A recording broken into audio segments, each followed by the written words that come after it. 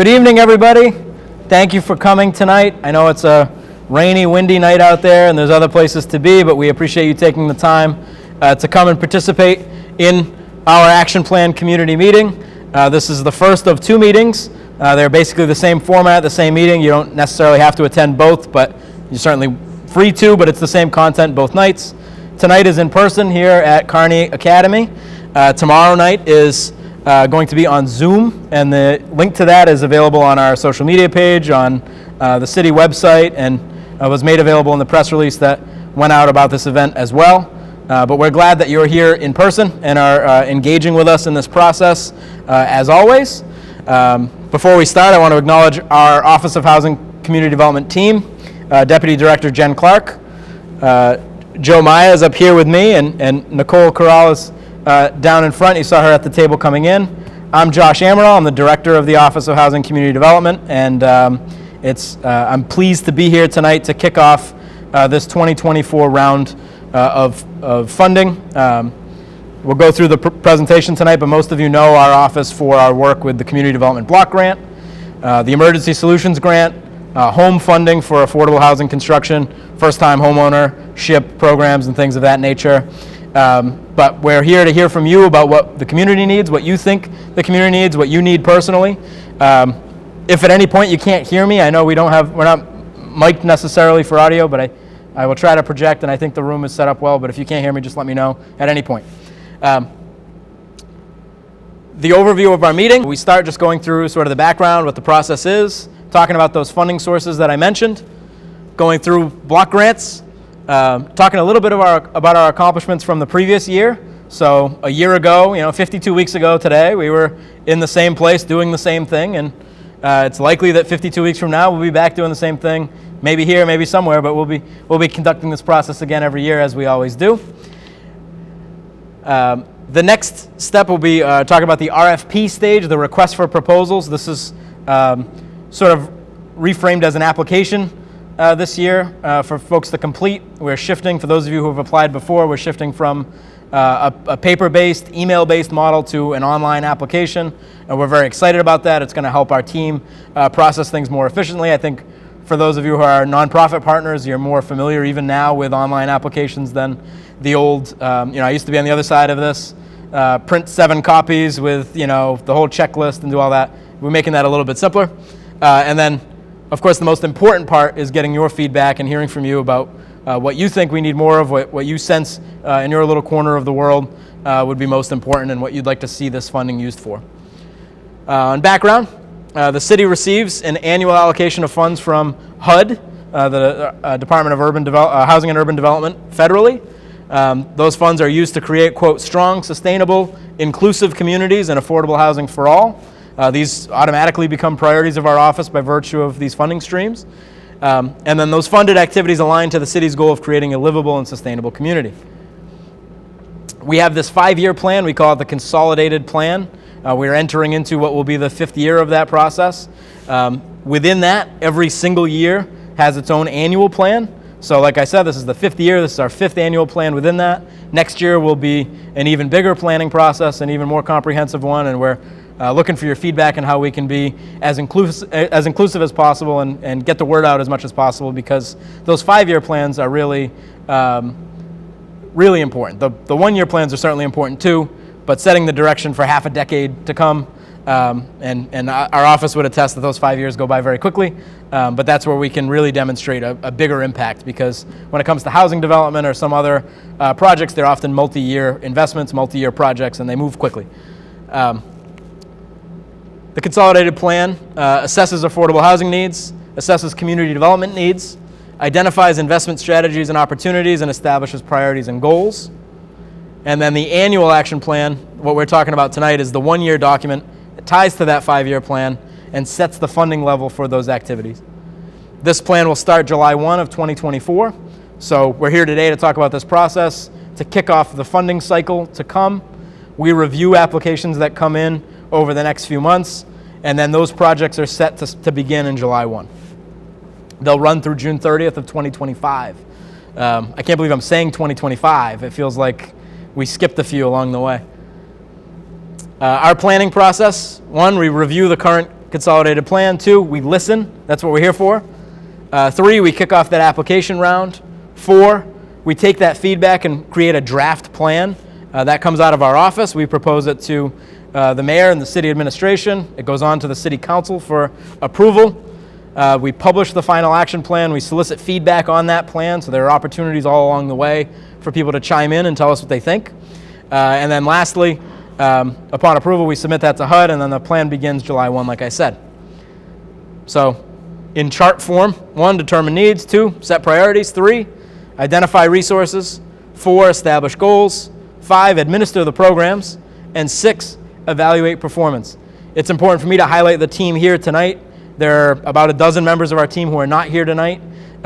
It takes all of us, it takes our whole team to manage this process. We're very involved in all the projects that come along, so administering the programs, evaluating performance, and continuing to maintain compliance with federal standards and making sure that those programs are responsive to the needs of New Bedford residents is really important to us. So we devote a lot of time and attention to making sure these projects go well. Funding for 2024, the CDBG Community Development Block Grant that we're primarily known for is funded at just over $2.5 million. That's used for a wide range of community development needs. When we talk about some of our accomplishments from the previous year and some of the slides to come, I think you'll get a better sense of what some types of projects are, from parks, park renovations to youth programs to nonprofits, small public service nonprofits, the Council on Aging, et cetera. Emergency Solutions Grant is used to address homelessness. In New Bedford, this has primarily taken the form of supporting shelters and also supporting rental assistance programs for those who may be behind on their rent or those who may be experiencing homelessness and need first, last security and some assistance to sort of get back on their feet, find an apartment, get in there. Lastly is the Home Investment Partnership Program. We usually refer to it as HOME. This is used to create affordable housing for low-income households. There's $975,000 here, just short of $1 million. Within that $1 million, some we have typically set aside for first-time homebuyer type programs. We want to see low and moderate income families become homeowners. The bulk of it has typically gone to supporting affordable housing development. If you've followed the news or you've driven around the city in the last few months, you'll see a lot of projects that have broken ground, some projects that are opening up. We had the ribbon cutting for one earlier this week, or last week rather. So that's really how we support the construction of those units. So we know that it's very costly to construct and rehabilitate housing. So frankly, $1 million or $975,000 sounds like a good amount of money. That might buy you 3 or 4 units. Over the years, that money built up in New Bedford and it was spent down on a lot of these big projects you see. So we're happy to see that momentum, but we're realistic that we have to set our sights and be very focused with how we invest those dollars. So those are the 3 funding sources: Community Development Block Grant, Emergency Solutions Grant, and Home Investments Partnership Program. Our CDBG eligible activities. So for that CDBG bucket of money, projects must meet a national objective, benefit low to moderate income persons, prevent slum or blight, and address urgent community needs. And also for our office, for our city, not less than 70% of the amount of money that we spend must benefit low to moderate income persons. So that's really what our office is all about, is benefiting low to moderate income people in the city, making sure people have access to opportunity and providing that sort of that pipeline, whether it's to the dream of owning a home or just stabilizing, coming out of a crisis situation, or it's an educational program for someone young to get connected with the opportunities that every child deserves. Eligible activities include things like infrastructure improvements, streets and sidewalks, restoration in census tracts that are eligible, public facility investments, rehabilitation of buildings, providing handicap accessibility, things like that. Public services, we can use up to 20% of our community development block grant monies to support public services. That includes things like recreation programs, health programs, counseling, case management for young people, seniors, and those at risk. We funded a variety of nonprofit programs through that, typically smaller grants, $5,000, $10,000, some cases a little bit more. But that's, I think a few of you in the crowd anyway tonight are here because you've been public services recipients or would pursue that funding in the future. And so we appreciate seeing you again and your consistent effort to serve the community. Park improvements is another thing that we've funded. Ashley Park right now is an active project of ours. I think it's coming along nicely. In the spring, it should be wrapped up. In recent years, we've done some other parks too, and have typically tended to make some investments in renovating playgrounds, and particularly in areas where a park may not have a Friends of the Park group or some fundraising arm. We want to make sure that people all across the city have access to really great parks, typically within walking distance of their homes. Housing and rehab, we provide assistance to seniors. We provide help with making homes accessible. We provide general rehabilitation assistance through community development block grant programs. The example I like to cite here is an elder might be returning home from a nursing home. They can't make it up and down the stairs anymore. They need a lift to help them. We can help with some of the cost of that, if not all of the cost of that. And we help kind of manage that project from start to finish, which is often just as important as the money to folks who might be overwhelmed by this idea that, where do I start to find someone to come and help me install this thing, and never mind pay for it. So that's one of the things we're really proud of, and we have a big impact through, even though it's much smaller than renovating an entire park, it's just as meaningful to those people, in some cases more so. And lastly, economic development. Through job creation and retention activities, we have a program that helps to improve facades, storefronts across the city, and we support a lot of job creation through the city's partner at the Economic Development Council, and creating jobs, retaining jobs, helping people start businesses is really the focus of that bulk of the funding. The Emergency Solutions Grant, I mentioned a little bit. This is the homelessness funding we use on shelter and rental assistance. Can also be used for street outreach, going out into the community, finding folks that are experiencing homelessness, helping them get connected to services. Those rental assistance programs I mentioned, homeless prevention, rapid rehousing, and it also funds our homeless management information system. We live in a digital age now. Our use of data to try to make decisions, to try to figure out how we're best serving our clients, which agencies that we fund are doing what is important too. And so we use a small portion of this money to support our homeless management information system. The home program, this is what I mentioned, is what we use for affordable housing construction. It says here, is used for new construction, rental housing, first-time homebuyer programs for low and moderate income people. It also, 15% of these funds are set aside specifically for community housing development organizations. That's a designation you can earn through our office. We can certify a nonprofit, typically one that has community representation on their board, actually has low to moderate income people serving on their board, and they're providing affordable housing options to people.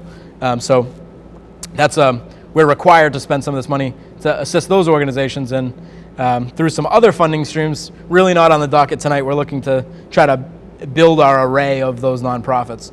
We recognize it's a need for us.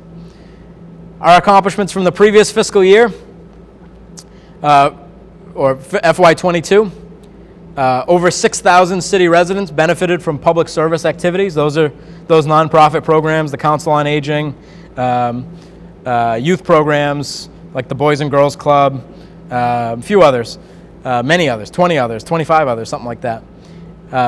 Over 36,000 city residents benefited from public facility improvements and city park upgrades, and 47 housing units were added, improved, de-leaded, or rehabilitated between CDBG and home dollars. We're proud of that. At the bottom here, it's just a footnote, but it's an important one to me. 99% of non-administrative CDBG funds, over $2 million, was spent on activities benefiting low and moderate income residents, so virtually all of it. The bit that isn't is because it's hard to figure out who goes into a park, right? We want to make sure that everybody has access to the services that we provide, but that's primarily our focus. Here's some examples. We supported 20 public service programs last year for a combined total of $382,000 between CDBG and a special CDBG money we had related to the pandemic, providing programs and services to that 6,000, over almost 6,500 low to moderate income people last year. Those activities range from recreation and arts program to counseling, case management, transportation. There's a few pictures here, I think, of the Dream Out Loud Center. Looks like YOU, Youth Opportunities Unlimited in the South End. And then on the right side, I don't know exactly, maybe Senior Assistance Program. Economic development, 15 jobs were created using these funds or retained during the last year, including through some of the businesses whose logos you see here. 4 businesses were assisted with facade improvements. Often these businesses leveraged these funds to attain more funds. So the city's had a very visible ARPA-funded facade and storefront program that's been managed much the same as this. So while we've got some enhanced federal money, we've used that and been we've seen that used by the city a little bit more generously even to support some of these small businesses, but it's following the template that really is created through this program. Parks and playgrounds, these are the drawings of Ashley Park. Here, the overhead kind of schematic there. The Ashley Park project was 90% complete now. The last 10% is just waiting for the spring for really beautiful plantings, and we'll kind of open that thing up and be really excited about that project.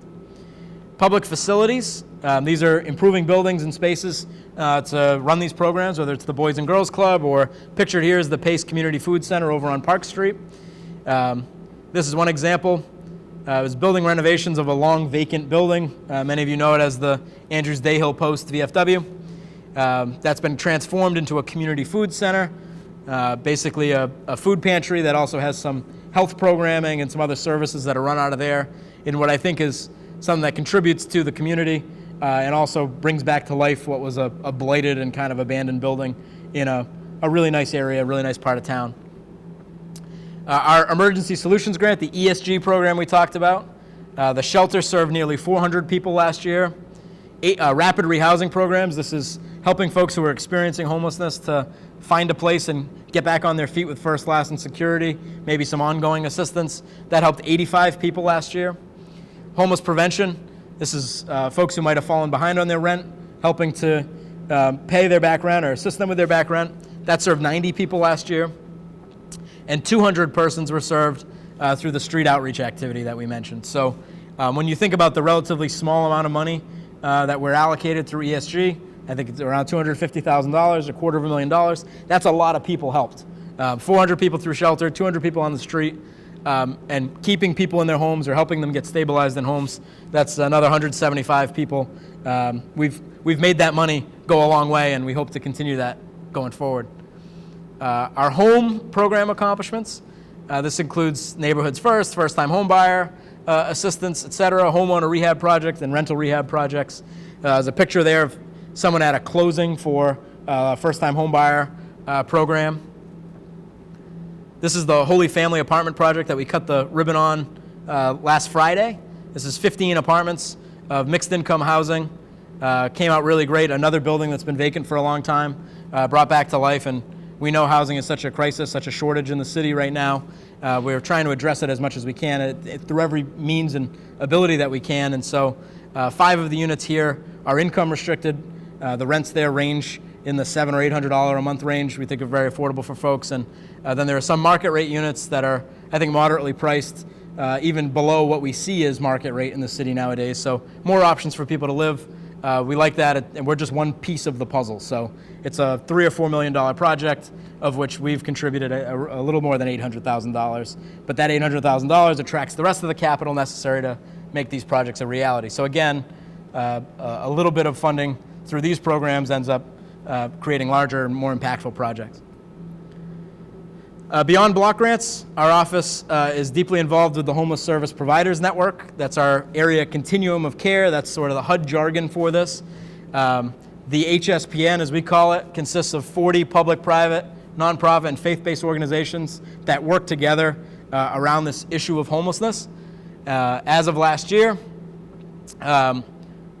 this group collectively provided, through the continuum of care grants received through our office, 244 emergency shelter beds, 123 transitional housing units, and 438 permanent housing units to help stabilize and house folks that have experienced homelessness or are experiencing homelessness. The CAPER, this is another acronym-driven document, but this really captures our impact in a deeper way. We're happy to share this. I recognize, I can't read it from here, never mind out there, so don't feel bad, but this is really a good representation, diving in a little deeper on all those numbers that we rattled off before. 6,000 of this, 400 of that, and you can find that online. We'll be set to share that on our social media pages soon as well. So stay tuned, keep an eye out for that, because that really captures what we do and what our partners do. Applying for funding this year. Question number one, where is the RFP this year? We say the RFP, the request for proposals, is no longer being used in the same way that we have in the past. If you want to apply for funding this year, you have to submit and complete an online application. We're here to help with that process. We know it's new, we know it's a change, and it'll be an adjustment for folks, but I think it's relatively easy. In some ways, I think it's easier than what we did before. Two, where can I access the online application? We have this online portal. It's called Neighborly. You can visit our Office of Housing Community Development website and navigate to it there. The link is provided here as well. This whole PowerPoint is on our website as well, so you can go and check it out at your leisure. I know you've been taking pictures and things, but you can get the high definition version online. We also have a QR code here. If you can snap that, you can go right to the website and find that at any point in time. If any of that is overly complicated, you could certainly contact our office. You can get in touch with us. We can help walk you through it or have you come by, and we'll do what we can to help. Question 3 is, how can I learn more about completing the application this year? We will be completing an application workshop via Zoom as well. So today is all about the funding opportunity, the overall process, kind of what we do. But there's a specific sort of tactical, workshop on how to apply, and that'll be held on Friday, January 12th. We're going to talk about the Community Development Block Grant, CDBG, at 9, and then ESG at 10:30, the Emergency Solutions Grant at 10:30. Certainly welcome to join. I think the link is down there, but we're cut off a little bit on the PowerPoint, but it's available online, and certainly, again, you can contact us anytime. We'll get you the information. Check out the QR code, and that'll get you there, too, for the viewing audience at home. There are 3 kinds of applications available online: CDBG, CDBG Construction. We've separated them because they're, it's very different if you're going to run an after-school program versus you're going to build an after-school program, right? ESG is our third one. And so, again, you can find that on the city website, navigating to the Office of Housing Community Development, or you can follow the QR code here. So next steps after tonight, where does that leave us? We're here on January 9th. We have another forum via Zoom tomorrow. Again, you're welcome to join us. It's going to be the same PowerPoint, the same guy talking, but you're welcome to come. Please spread the word, right? I know it's a rainy, dreary night. There's not as many people here as there are certainly people who will apply, certainly people who will be interested. And so we want to hear from everyone. We want to hear from people who aren't going to apply. We want to hear from people who just want to chime in and say, I think the community needs, housing, or needs more shelter, or needs a food pantry, or whatever it is. We want to hear from you, so please spread the word and get people out to the Zoom tomorrow. On January 12th, we'll have those application workshops via Zoom. And then fast forward, nearly 4 weeks. Friday, February 9th at 12 noon is the deadline for applications to be received electronically through that portal.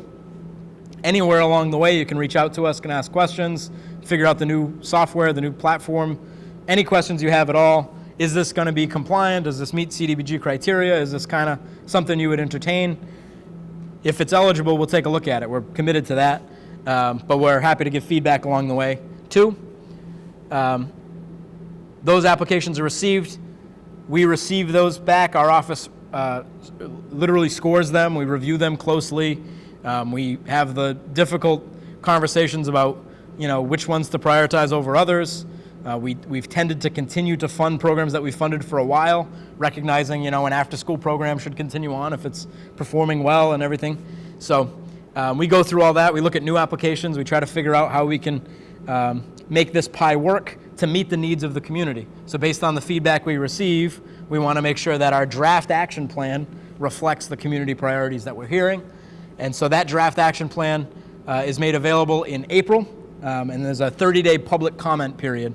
So that's another opportunity for the public to chime in and say, you had this big need in the community and it's addressed in this plan well, we like that. Or I actually had this other need that I talked about, or that I've observed in the community, and this plan doesn't do enough in that area, and we're willing to hear that and think about that too. In May, we submit that draft plan. We finalize that plan. We submit it to the City Council for their vote of approval.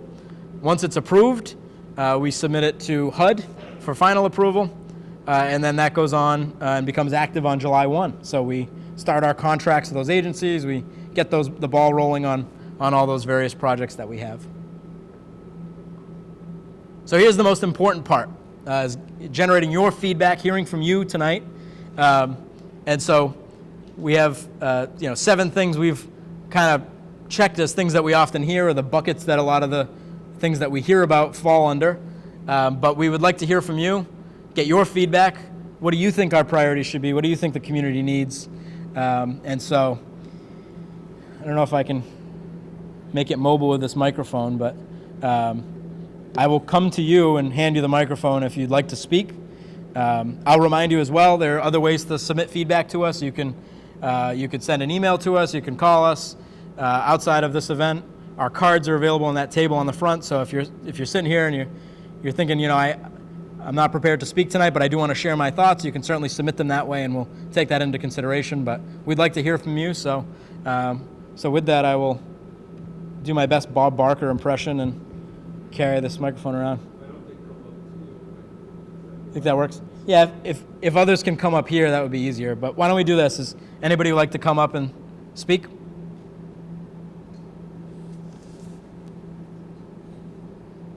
Is there anybody that you want me to come out to you? No. I have a question. Sure. Let me. Yeah, I'm going to come to you, Dennis. I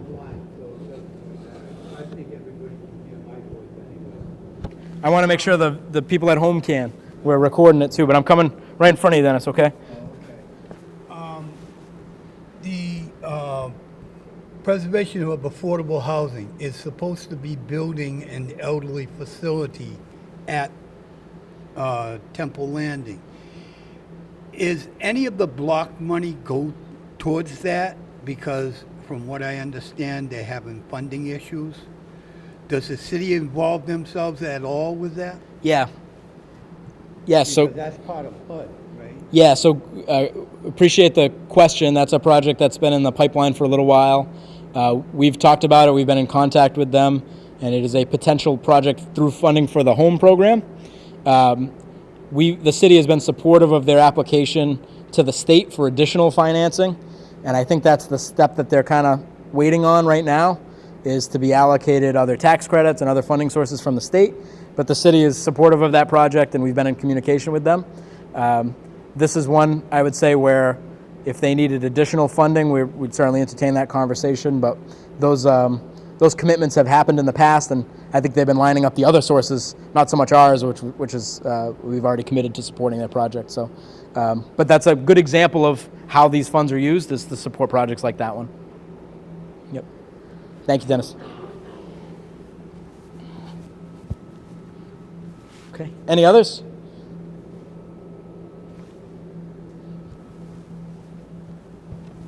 Are there any projects of family housing? Yeah, so there's a question, are there any projects for family housing? And the answer is yes. I would say, we have a pipeline of about 200 units of housing. A good number of them are family units, right? 2 or 3 bedroom units, I would say. Yes. So the home funds, here's how the home funds have to be used. When they're used, they have to be used to create units that are income restricted for folks that their income level is 60% of the area median income or lower. So it's hard to rattle off the numbers off the top of my head, right? But that's tended to be like a household of 3, around $50,000 or below, give or take a little bit. Yes, certainly them. Yeah, certainly them. And then the rents for those units is also set by the federal government at what is a below market rate. So every dollar from the home program that goes into supporting those projects is to create those types of units. They can't be used to create higher level units. How do we find out about those? Because I know people who are looking, who are handicapped, who are elderly, who are looking for housing, can't find it. Who do they address that? So the gentleman asks a question about how those seeking elderly apartments or apartments that are handicap accessible, for example, senior apartments, how can they find those units? I would say it's a mix. Oh, yeah. I would say it is.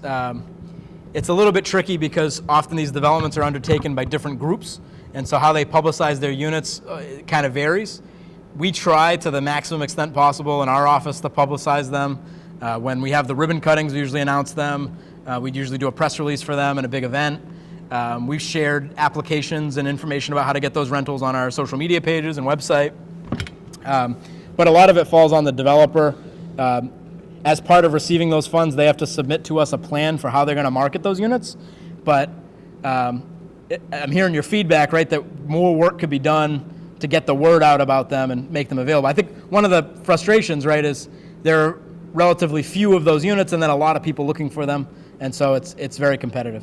Is there any way the city can coordinate with all these different entities so that when they do have affordable housing or elderly housing, that it can be coordinated under one facility where people can go and access that to be looking for that type of housing? Yep, so just for the viewing public at home, the suggestion is that the city try to make a list or try to have some resource available that lists all those units and their availability kind of in one easy to find place.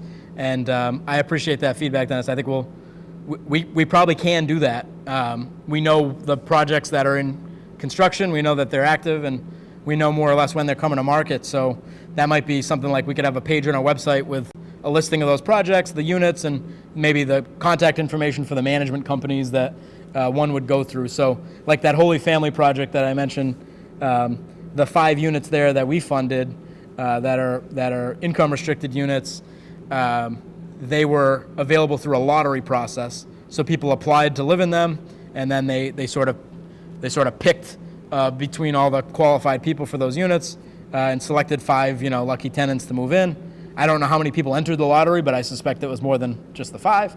But we want to make sure everybody has access to get into those lottery situations and get into those units. We know it's a need here, and we are working really hard to build more of those units as well. So we know that part of it is better communication, better wrangling of the resources we have, but part of it is we just need to build more housing in general. So certainly appreciate your feedback.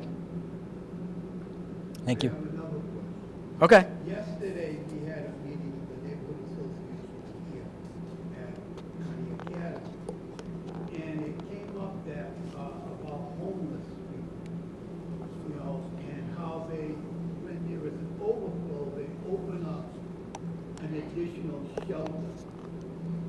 Is that publicized? I mean, how does that information get to the homeless people that need the shelter? Yes.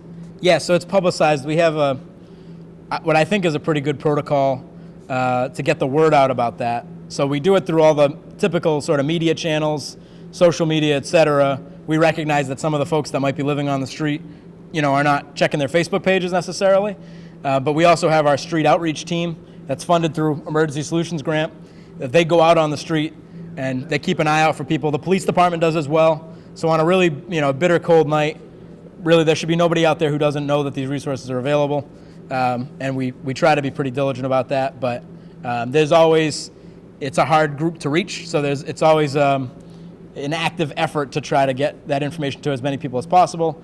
I think over the years, there's been sort of a word of mouth that people kind of understand.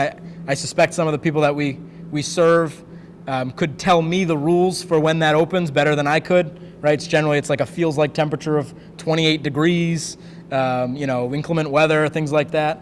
And so people generally know when that happens, the shelter will be activated and to go to a certain spot. And so it's an active process though. And this year we've seen, this is different for us, but because of the state family shelter system, there have been more families on the street experiencing homelessness than in the past. So in the past, all families would be referred immediately to the state for shelter. And this year, the state shelter systems are essentially full. They have a wait list. And so there's no immediate, tonight's going to be nasty weather and a bad storm.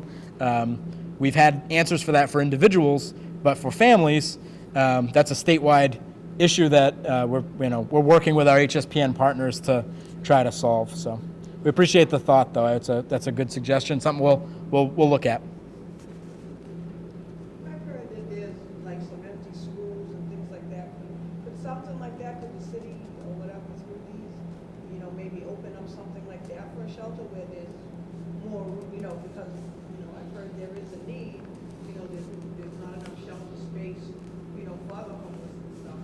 Yeah. What's the possibility of- We're looking at trying to reactivate some of those schools for permanent housing, but they're big undertakings. So even though you or I might say we could open the doors and flip on the lights and kick the heat on, from a code compliance perspective, in order for people to be in them safely, they require upgrades, handicap accessibility, sprinkler systems, things like that are not always in these old buildings that are closed.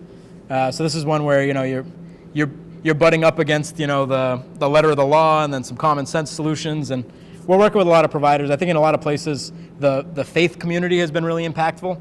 They've had the ability to open their doors and their congregations to welcome people in. We have a few groups in New Bedford that do that we're really thankful for, because without them sometimes there are no answers for some of these situations. So it's something we're working on actively, but we appreciate the suggestion. It's really finding the space is one part of the challenge, and then the other is which organization or which staff or who can run that program.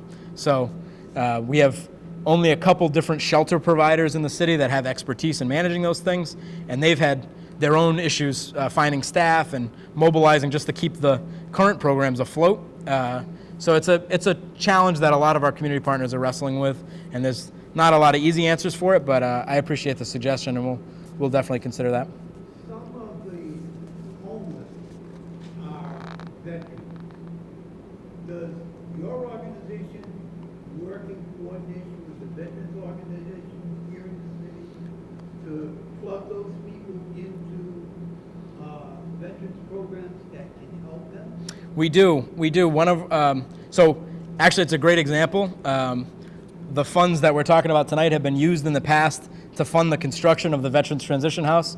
So that's just one example, and it's one that's been very successful. Is the last 3 years in New Bedford, we've had 0 on-street homeless veterans at the time of our count. So we've achieved what was typically referred to as functional zero, which is not to say a veteran might not experience homelessness tonight, but there's a bed for them immediately. There's a place for them to go and get back through that system. And they've been very successful here. There are not that many communities in the United States that can say that that's the case there. So we're proud of the way that we've served veterans, and I think there's some examples to follow there in how we serve everybody. We know the importance of serving our veterans, but we want to make sure that there's beds for everybody. So again, appreciate that thought, and it's something we're proud of here. Thank you. I know Mr. Andre has been waiting. Just use the mic. Yeah, there's just a couple questions. I think the first one goes to the shelter question. One of the things that came up to me, I think last year, and I spoke to you a bit about it before when we met last year, is the cost for the shelters. Because what I had heard was that, well, my concern is like sometimes when we're paying for something, we pay less if we prevented it. Which I'm sure you understand that aspect of it. But the comment that someone had made was that the emergency shelter, they had a question around how much was being charged to for the number of beds. Like, for example, when there's an emergency shelter, what is the bill that the shelter provider is providing for each person, and for how many hours is that? That's one question. The other question, should I wait or just go through them all?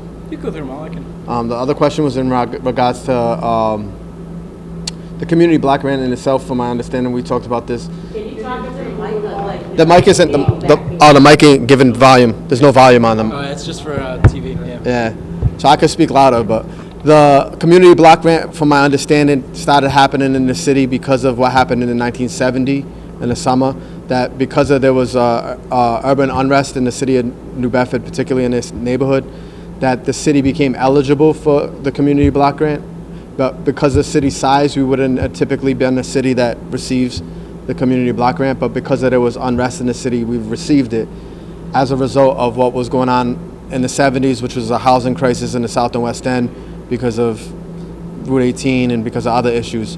So the concern I have is that the resources are coming in as a result of unrest that happened in particularly African and immigrant community, and where's that resources and looking at the crisis in the 70s and looking at the crisis now, I would say that there's probably less home ownership now, and there's been a loss in many ways for many community members. So looking at how it's being used to address that issue and where is that gap in terms of prioritizing those communities that were initially why the resources even come into the city.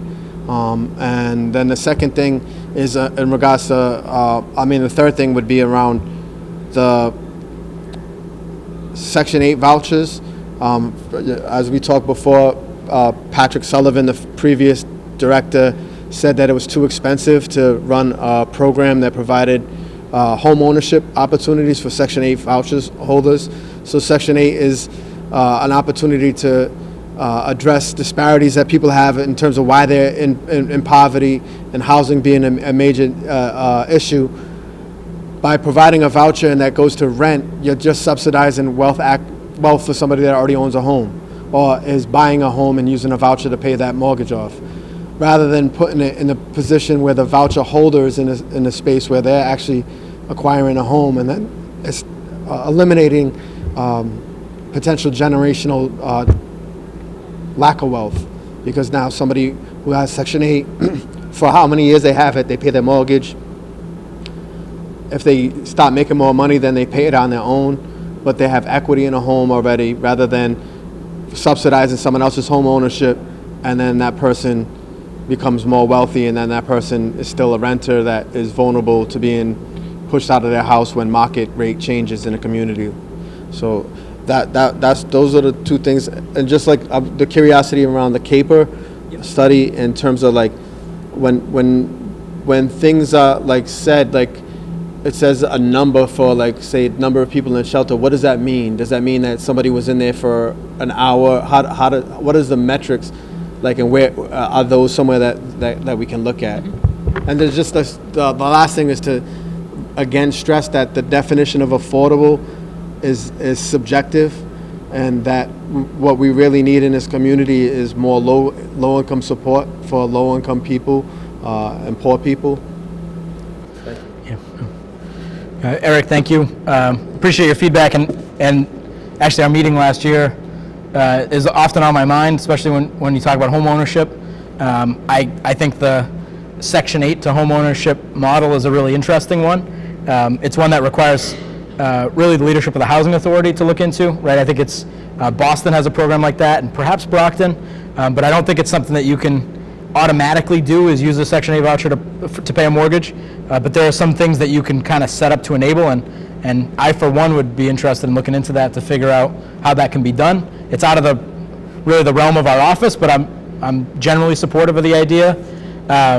More broadly, and it's not necessarily, it's partly CDBG, partly home funded, our first time home buyer programs, but we are working on a program that will use ARPA funds as well to sort of replicate. I don't know if you heard of the Mass Dreams program last year, but it was a very generous first time home buyer support program that provided either substantial down payment assistance. Like our program has typically helped in the range of like $10,000, $15,000. Mass Dreams was significantly more than that. So we want to try to bolster our program, because we know it's really difficult for low to moderate income people to compete in this real estate market to buy homes. So we want to provide some assistance for that. I'm particularly interested in the idea of those who might be renters in multifamily homes being able to purchase their home. So if the owner wanted to sell, an issue that we hear about often is people sell the multifamily home, it's bought by someone else as an investment. The people that are in there either have rents that go up because of the sale price of the home, or the new owner wants to renovate the building, and so they ask everybody to leave, which it's hard to find another apartment in this market too. So we think a strategy to perhaps help those folks become more resilient is for that existing tenant to buy the home, right? And with the rents that are produced in the other units, it should be self-sustaining with a little bit of assistance on the front end. So we're working hard on that. We hope we have a little bit more detail to share on that soon. But supporting first-time homebuyers, I mean, we couldn't overlap more in our interest in doing that, and that to be really for New Bedford residents to take advantage of.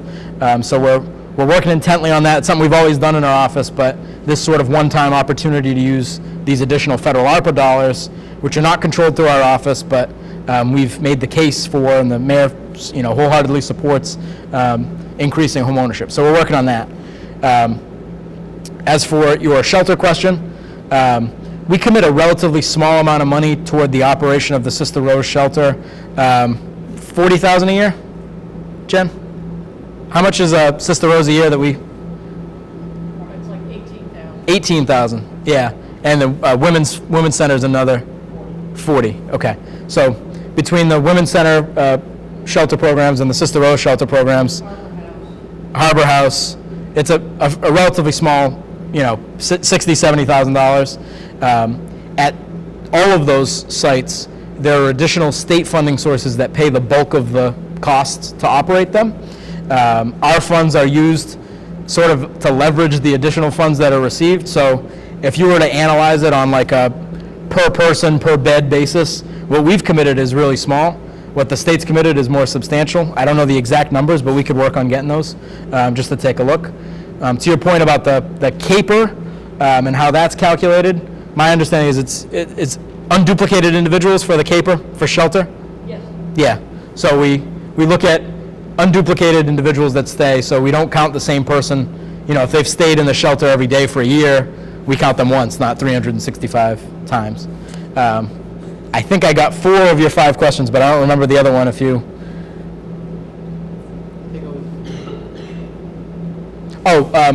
You mentioned the 70s, the outset of the block grant program, and I gotta say, I think that's interesting. I don't know the full history. I remember us talking about that. I would say this. I would say the purpose of these meetings is to hear from the community and hear all those things that we should spend this money on, right? We try to be accessible with that. We're happy to have this public meeting. The Zoom one tomorrow we're excited about. We've talked in the office a little bit next year. That's our kickoff of the big 5-year planning cycle, and so we'll be even more comprehensive. We'll have even more meetings. I think we could do more to get into different pockets of the community than we do now or we historically have, just to hear from as many people as possible and as many diverse viewpoints as possible. And so that's built into the way that we operate, but if there are concrete ways that we could support things that you think are important in your aspect of the community or others that you're aware of, please let us know, and we're happy to put that into consideration and try to figure out how we can use the resources the way that they're intended to be used. We support that. We're all about that, and we appreciate folks like yourself that consistently make the effort to come out and talk about what you see. And I know you're often the voice for other people who can't make it for whatever reason, or you've got an eye toward what the community needs. So appreciate your thought on that, and we'd be happy to continue the dialogue. Thank you. Any other Yes, one other thoughts? thing. Sure. Yesterday on the radio, they were talking about the New Bedford Airport and its battle with Hyannis Airport for increasing the landing area and whatnot in what seems to be a losing battle for New Bedford Airport. And it was mentioned on the radio that the airport, that land could be used for housing. Has there been any discussion that you know of along those lines by the city or any other agency as to what would happen to the New Bedford Airport if it wasn't being used as an airport? Because from what I understand, JetBlue and whatnot already have contracts with Hyannis. So I don't know why we would be increasing the landing area at New Bedford Airport if it's not going to help New Bedford in any substantial financial way. Yeah, I appreciate the question. I followed that story a little bit about the comparisons between Hyannis Airport and Cape Cod Airport. For the listening audience at home too, the question was about the use of the New Bedford Airport. There was conversations in the media yesterday comparing the uses of the New Bedford Airport to that of the Hyannis Airport, which are two kind of comparable regional airports, from what I understand. And so the suggestion is, has there been any thought put into repurposing the New Bedford Airport for housing or for some other purpose? My answer to that is I haven't heard any of those conversations.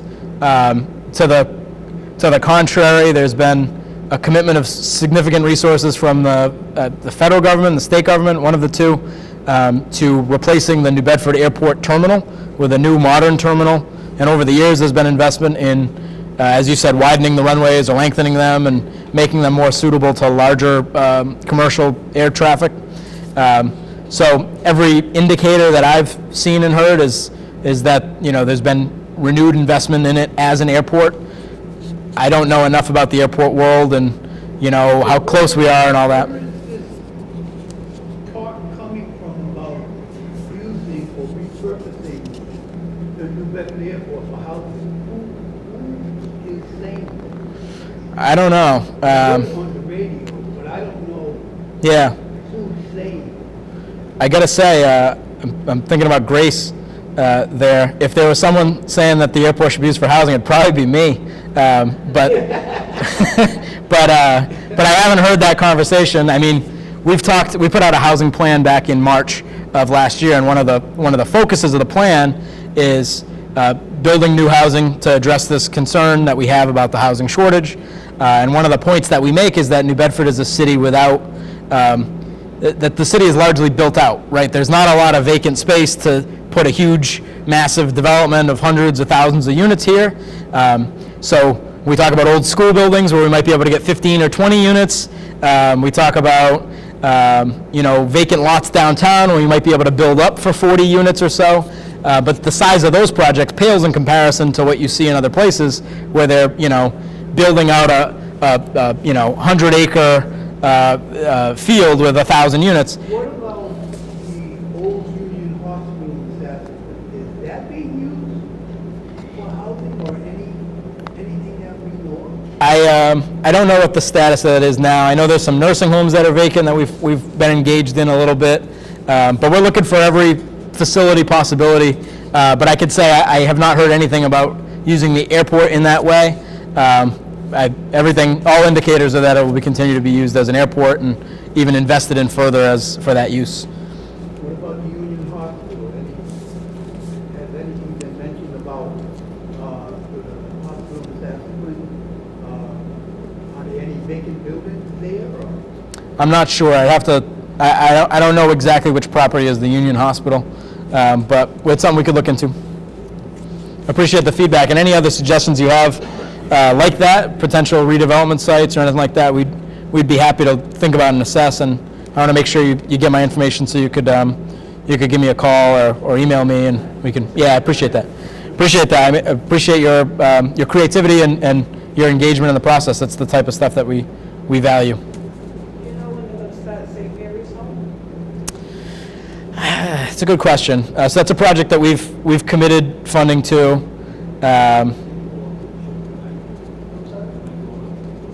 Oh, yeah. Are you able to hear me? It's for the TV at home. Yeah.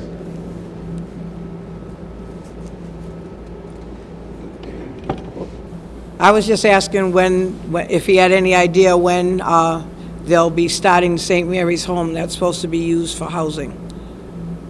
So my rough understanding, and these things are all subject to change because it's complicated, but the developer on that project is seeking funding now from the state, a substantial amount of funding, because they have a variety of projects that include St. Mary's Home, the Dunbar School in the south end, St. Joseph's in the north end, and then a parcel on Jenny Street where they're going to do new construction. And between them all, I think there's 87 units of housing. I think there's like 25 to 30 or so at St. Mary's Home, but they're all bundled together in a big, $50 million development. And so they're seeking support from other funding sources for that. We've talked about supporting them with home funds from our office. My guess is that the soonest possible that they would break ground on that project is probably about a year from now. It'll probably be maybe a year and a half to 2 years from now, realistically, but we hope to see that moving along quickly. Yeah, it'll be a good project. Thank you. Thank you. Any other thoughts this evening? So again, I want to remind you and remind the audience at home that we are having our Zoom forum tomorrow, and we look forward to engaging with you there as well. And again, on the way out, please grab cards and figure out how to get in contact with our office so we can continue the conversation, not just once a year, but on an ongoing basis, and continue to hear from you. So thank you all for coming out tonight, and I hope you have a great night. Safe drive home.